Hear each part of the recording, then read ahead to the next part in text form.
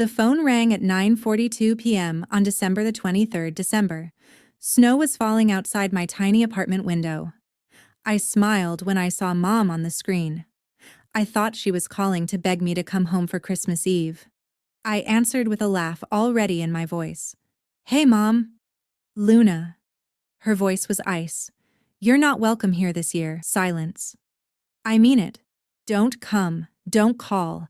Don't ruin Christmas for the rest of us again." The line went dead. I stood frozen in the kitchen, phone still against my ear. Snow tapping the glass like tiny knives. "My name is Luna Mercer. And this is how everything changed." I called back. Straight to voicemail. I called my dad. Voicemail. My little brother Noah. Voicemail. My older sister Harper. She finally picked up. "Harper, what the hell is going on?" "Don't come, Luna," she whispered. "Mom will call the cops if you show up." "She's serious this time." "Why?" My voice cracked. What did I even do? Harper hesitated, then, "She says you're toxic, that you always make everything about you. That last Christmas you screamed at everyone and stormed out. She's done protecting your feelings." Last Christmas, the one where I found out my fiancé was cheating with Harper, the one where I cried in the bathroom for 3 hours while they all pretended nothing happened, the one where Mom told me to stop being dramatic and let everyone enjoy the holiday. I hung up and stared at the snow. If this already hurts you, drop a broken heart right now, because you have no idea how deep this betrayal goes. I booked the red-eye anyway. 6 hours later, I was in a rental car driving the familiar icy roads to Evergreen Lane.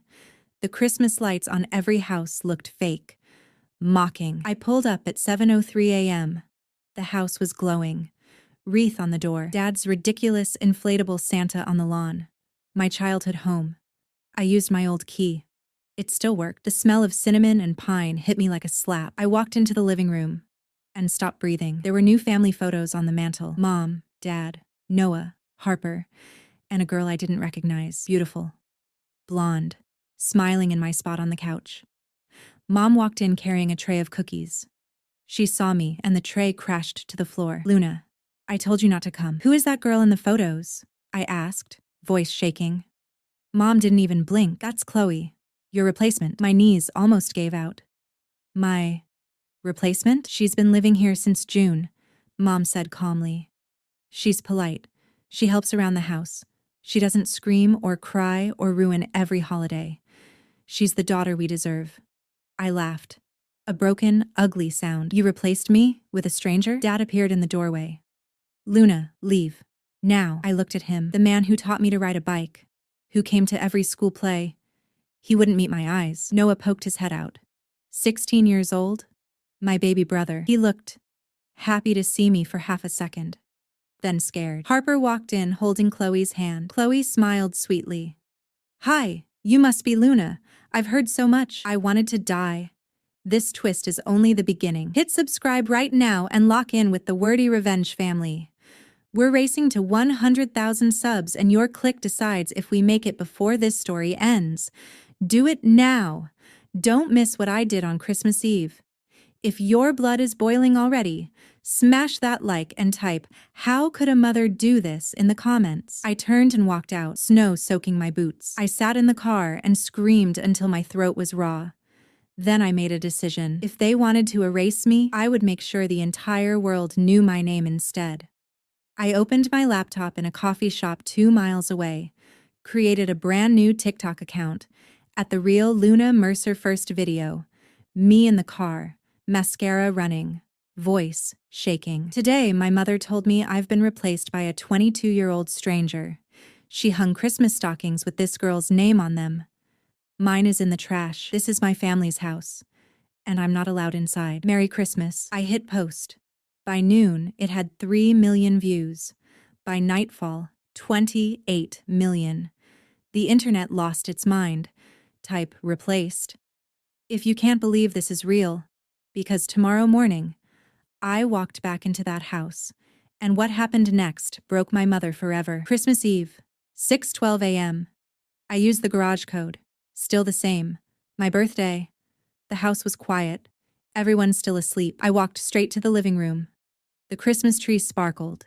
8 stockings hung on the mantel. Mom, Dad, Noah, Harper, Chloe, and 3 guests I didn't know.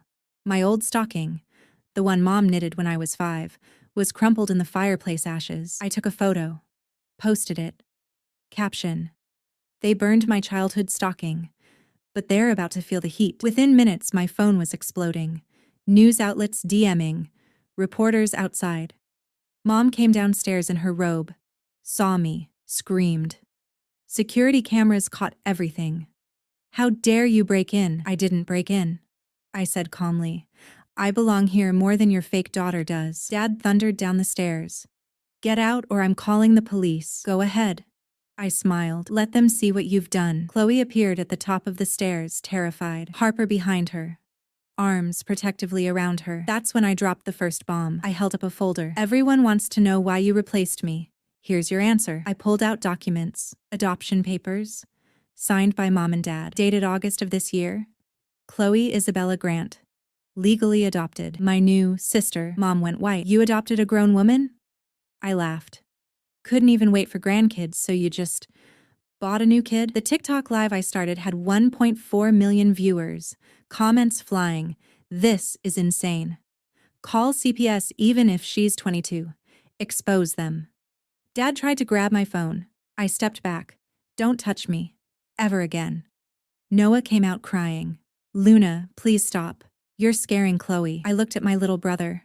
The one I raised when Mom was working doubles. The one I protected from bullies. Scaring Chloe? I whispered. What about me, Noah? I'm your real sister. Remember when I gave you my kidney at 19? Remember when I saved your life? His face crumpled. Mom shouted. That was 10 years ago. You can't keep throwing that in our faces. I turned the camera to her. She just said me for saving my brother's life. 4.2 million viewers now. Then I dropped the real nuke. I pulled out an envelope. DNA results. While you were busy adopting a stranger, I did a little test of my own. I held the paper up. Noah isn't Dad's son. The house went dead silent. Mom screamed, You're lying. Am I? I looked at Dad. His face said everything. Noah started hyperventilating. I posted the results live. The internet exploded harder than ever. If you just gasped out loud, hit like and type DNA bomb in the comments right now. Because Christmas morning, it got worse. Police showed up at 9 a.m., not for me, for Mom. Harassment claims. Death threats pouring in. Reporters camped on the lawn. I stood on the porch and spoke to the cameras. I just wanted to come home for Christmas. They replaced me. Now the world knows what kind of people they are. Chloe ran out crying, got in her car, and left, never came back. Harper chased after her, screaming my name. Mom collapsed on the porch. Dad couldn't look at anyone. I walked away. That night I checked into a hotel. My TikTok hit 12 million followers in 24 hours.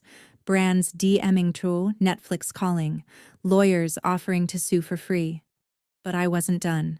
Not even close. Thank you for watching The Wordy Revenge. If this story has you shaking, hit subscribe now and lock arms with our family. We're so close to 100,000 subs, and your subscription could be the one that gets us there tonight. Type next if you're ready for what I did on New Year's Eve. Because that's when my mother begged on her knees. New Year's Eve. Exactly 1 week later, I was live again. 18 million viewers. I stood outside the house at night. Snow falling harder than ever. Tonight my family is having their annual New Year's party, I said to the camera. Guess who wasn't invited? I walked up the driveway. The door was unlocked. Party in full swing. I stepped inside. Music stopped. Every face turned. Mom saw me and dropped her champagne glass. Luna, please. Everyone had their phones out. I smiled. I just came to return something. I held up my old burned stocking. Repaired. My name stitched back on in gold. Then I pulled out a second item. A cease and desist letter. I'm suing you for defamation, emotional distress, and illegal adoption coercion, I said loudly. Chloe signed an affidavit yesterday. She was paid $150,000 to play perfect daughter. She's 22. Broke. You exploited her. Mom started sobbing. Dad tried to speak. I cut him off.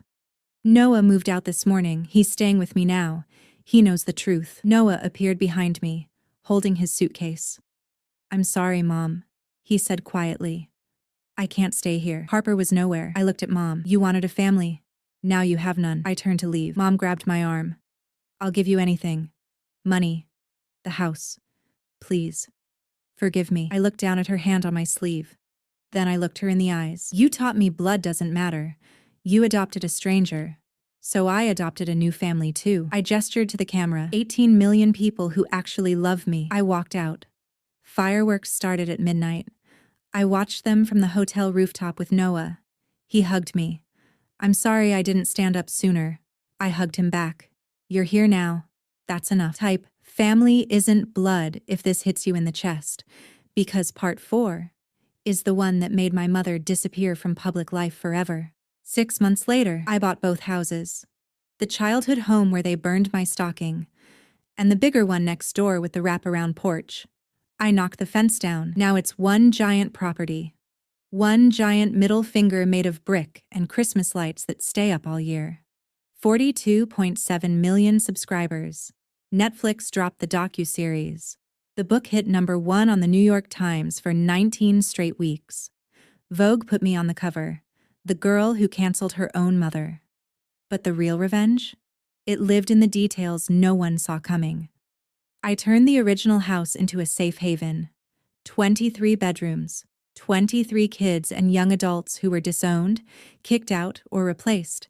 Just like me. We call it Mercy House. Every stocking on the mantel has a real name stitched in gold. No one ever gets burned here. The first night we moved in, we had a ceremony. I stood on the same spot where Mom told me I wasn't welcome, and I said out loud to all of them, "This is what family looks like when it's chosen, not forced." They cried. I didn't. I was done crying. But Mom wasn't done breaking. She tried everything. First came the handwritten letters, 27 in total. I kept every single one unopened in a glass box in the living room labeled "Too Late." Then came the flowers. Hundreds of white roses delivered every week. I donated them to nursing homes with cards that read, "From a daughter you'll never meet again." Then came the public apologies. She went on local news crying, saying she had postpartum depression for 28 years.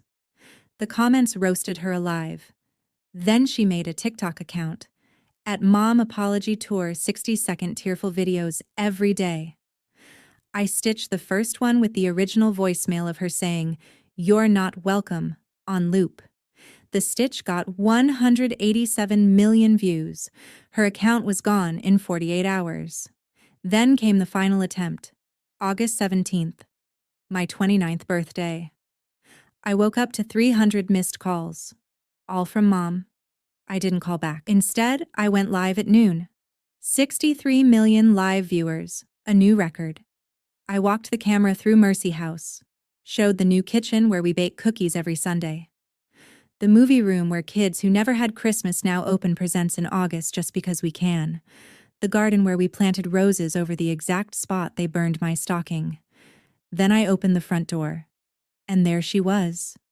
Mom, standing on the porch in a plain gray dress, no makeup, hair cut short. Holding a single envelope and a small box. The chat exploded. "Oh my God, she showed up. Do not let her in. This is about to go nuclear." I left the door open and walked away. She followed me inside like a ghost. Every kid in the house stopped what they were doing and stared. Some of them knew her face from the videos.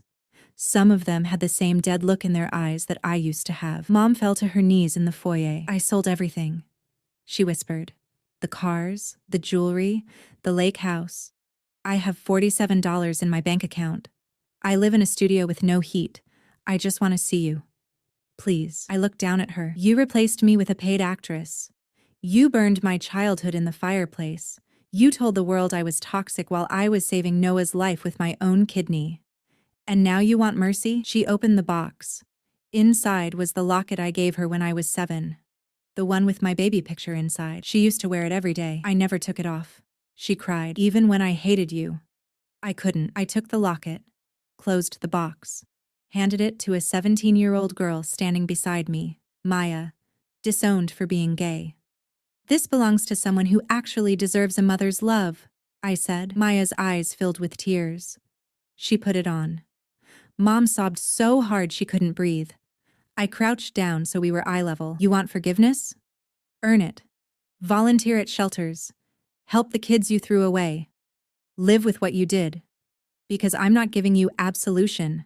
I'm giving you a mirror. I stood up. Security will walk you out. Don't come back. Two of the older boys gently lifted her under the arms and carried her to the porch. She didn't fight. She just kept saying, I'm sorry, over and over until the door closed. I turned back to the camera. 63 million people still watching. That was the last time I'll ever see her, I said, and I feel nothing, and that's the most powerful feeling in the world. Then I showed the final surprise. I walked the camera crew upstairs to the attic, the one place no one had touched in years. I opened the door. Inside were hundreds of boxes labeled Luna. Every birthday card I ever made her, every report card, every drawing, my baby blanket, my first pair of ballet shoes, my hospital bracelet from the kidney donation, everything she claimed to have thrown away. I looked at the camera. She kept it all. She just couldn't stand to look at me. I closed the door. Some people keep memories. I keep receipts. The live ended with 89 million views in 24 hours. That night, we had the biggest party Mercy House had ever seen. Fireworks, live music.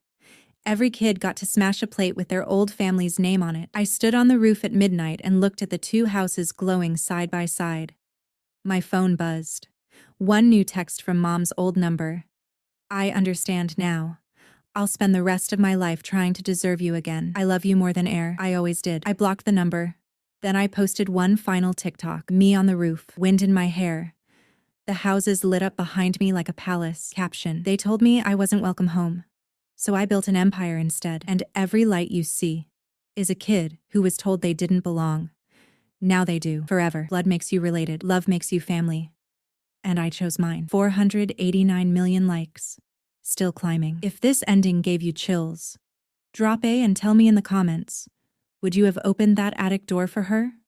Or burned it down with her still on the porch? This is Luna Mercer. I didn't just survive being replaced. I became irreplaceable. Thank you for being my real family. See you in the next story, where someone always pays.